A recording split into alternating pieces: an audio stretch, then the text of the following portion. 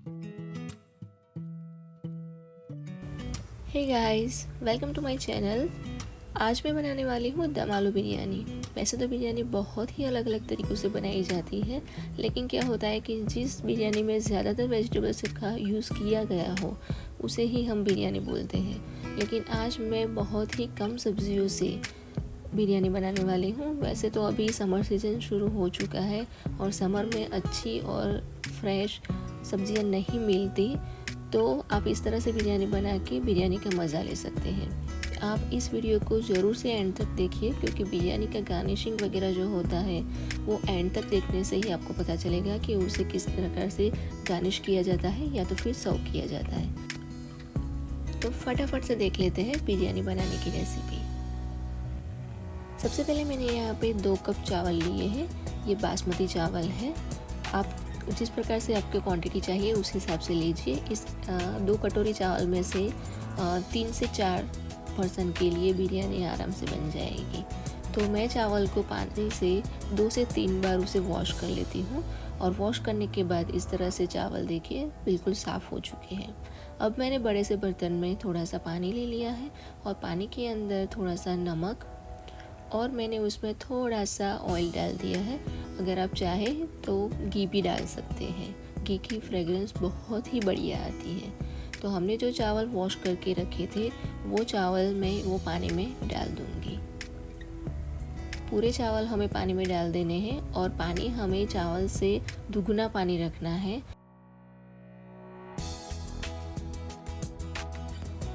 साथ में ही मैंने इसमें कुछ खड़े मसाले डाल दिए हैं और चावल को उबाल लिया है। तो चावल उबलने के बाद मैंने 80 to 85% उसे पका लिया है। तो पकने के बाद हमें स्ट्रेनर की मदद से उसे छान लेना है, उसका पानी जो है वो निकाल लेना है। तो इस तरह से देखिए चावल है वो पूरे पके हुए नहीं होने चाहिए। अब हम शुरुआत करते हैं। तो मैंने सबसे पहले ले लिया है एक बर्तन में मैंने हाफ कप जितना घी ले लिया है। बिरयानी बनाने के लिए घी इम्पॉर्टेंट है, आपको घी ही लेना है। तो सबसे पहले मैंने एक अनियन, बड़ा सा वाला अनियन था, उसे इस तरह से लंबी लंबी चीरी में इस तरह से काट लिया है। हमें गार्निशिंग करने के लिए अनियन है उसे फ्राई करना है। 5 से 6 मिनट के अंदर हमारी अनियन जो है वो फ्राई हो जाएगी। आपको मीडियम फ्लेम पे इसे पका लेना है। तो ये देखिए अनियन जो है वो अच्छी तरह से कुक हो चुकी है, वो अच्छी तरह से फ्राई हो चुकी है। अब हम इसे निकाल लेंगे। बहुत ही बढ़िया खुशबू आती है और टेस्ट भी इसका बहुत ही अच्छा लगता है। तो उसी प्रकार से मैं वही घी में मैं कुछ काजू यानी कि कैशू नट को इस प्रकार से उसको बीच में से तोड़ के उसका फाड़ा ले लिया है, जो फाड़ा काजू बोलते हैं, उसे मैंने ले लिया है, और उसे भी इस प्रकार से फ्राई कर लेंगे। तो ये दोनों चीज़ें फ्राई हो जाए उसके बाद वही बर्तन में वही घी के अंदर हमें डाल देने हैं कुछ खड़े मसाले। यहाँ जीरा, तेज़पत्ता, कुछ ब्लैक कार्डेमन, वो बिग वाली इलायची है, स्मॉल वाली इलायची है, लौंग है, ये सारे खड़े मसाले हमें डाल देने हैं। और इसके बाद जब जीरा चटकने लगे तब तक हमें वेट करना है। तो जीरा जब चटकने लगे तब हमें इसमें डाल देना है जिंजर और गार्लिक का पेस्ट।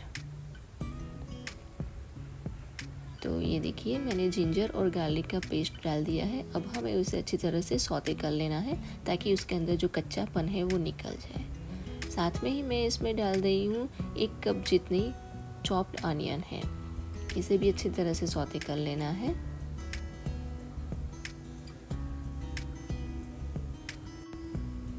अनियन अच्छी तरह से सौते हो जाए, थोड़ी सी सॉफ्ट होने लगे, तब हम इसमें सीजनिंग कर देंगे।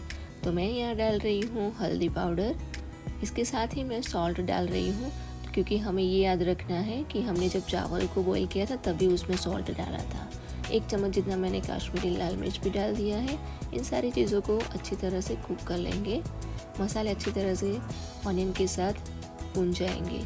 मैं अब इसमें डाल रही हूँ बिरयानी मसाला। मैंने यहाँ पे एवरेस्ट का बिरयानी मसाला यूज़ किया है। सारे मसालों को हमें अनियन के साथ इसी तरह से घी के अंदर ही पका लेना है, ताकि उनका जो कच्चापन है वो निकल जाए और वो अपनी फ्रेगरेंस है वो छोड़ दे। बाद में मैंने हाफ कप जितना टोमेटोज़ ले लिया है। तो टोमेटो को भी हम इसी प्रकार से उन सारे मसालों के साथ इस तरह से भून लेंगे। तो अच्छी तरह से सॉफ्ट हो जाने के बाद मैं यहाँ पे ले रही हूँ 1 कप जितना दही। दही मैंने अच्छी तरह से फेंट लिया है और ये बिल्कुल खट्टा नहीं है। हमें इस प्रकार से दही लेना है और इन्हें सारी चीज़ों के साथ अच्छी तरह से मिक्स कर लेना है। लेकिन एक बात आप याद रखिए कि जब आप दही इसमें मिक्स कर रहे हैं तब आपको गैस की फ्लेम बंद कर देनी है, ताकि दही जो है वो फट न जाए। बाद में उसके अंदर पानी डाल दीजिए और इन सारी चीज़ों को, सारे मसालों को अच्छी तरह से उबाल लेना है। जब तक इसमें एक अच्छा सा उबाल ना आए और उसके अंदर से जो घी है वो सेपरेट ना हो जाए, तब तक हमें इन सारी चीज़ों को अच्छी तरह से उबाल लेना है। मैं ग्रीन चिली पहले डालना भूल गई थी, इसीलिए मैं अभी बाद में ग्रीन चिली ऐड कर रही हूँ। आप चाहो तो उन्हीं मसालों के साथ भी ग्रीन चिली को डाल सकते हैं। अब हमें इसके अंदर डालना है बॉइल्ड पोटैटोज़। मैंने पोटैटोज़ को पहले बॉईल कर लिया था, और बड़े पोटैटोज़ हैं आपके पास तो उनके टुकड़े कर लेने हैं, और अगर आपके पास छोटे वाले पोटैटोज़ हैं तो आप उसे ऐसे ही डाल सकते हैं। अभी हमें इन सारी चीज़ों को अच्छी तरह से उबाल लेना है। आप देख सकते हैं ऊपर से थोड़ा थोड़ा घी सेपरेट होने लगा है।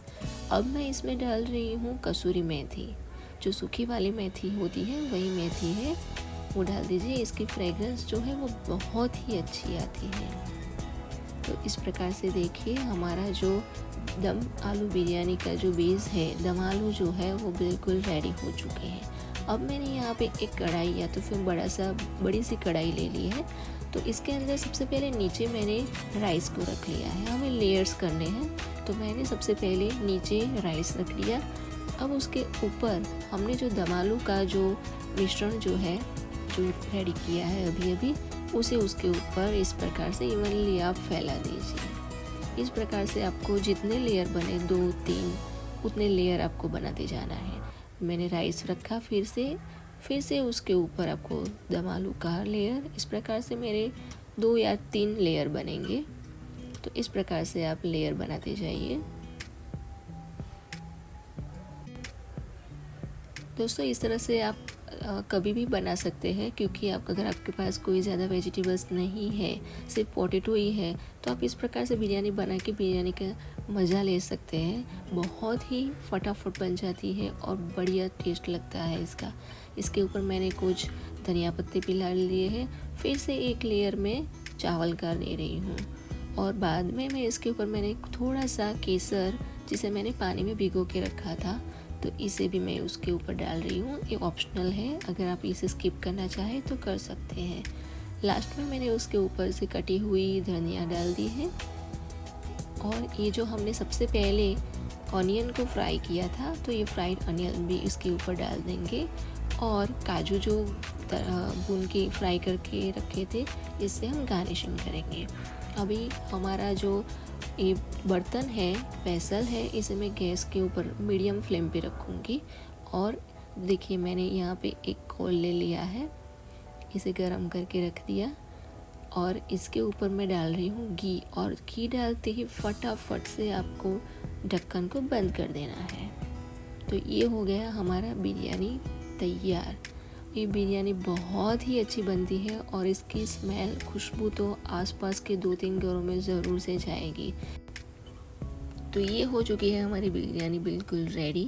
इसे आप कढ़ी, या तो फिर आप इसे रायता या तो दही के साथ ऐसे ही खा सकते हैं, या तो फिर इसके साथ बनाई जाने वाली रसम होती है उसके साथ भी आप खा सकते हैं। किसी भी चीज़ के साथ आप खा सकते हैं, और कुछ भी ना हो तो आप उसे ऐसे ही अकेले भी खा सकते हैं, तो भी ये बहुत ही अच्छी लगेगी।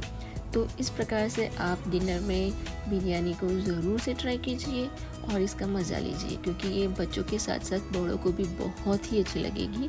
और इसे आपके फ्रेंड्स के साथ या तो फिर फैमिली के साथ इसे ज़रूर से मेरा ये वीडियो शेयर कीजिए। अब मिलते हैं नेक्स्ट वीडियोज़ में कुछ नई रेसिपीज़ के साथ। तब तक के लिए take care and bye bye.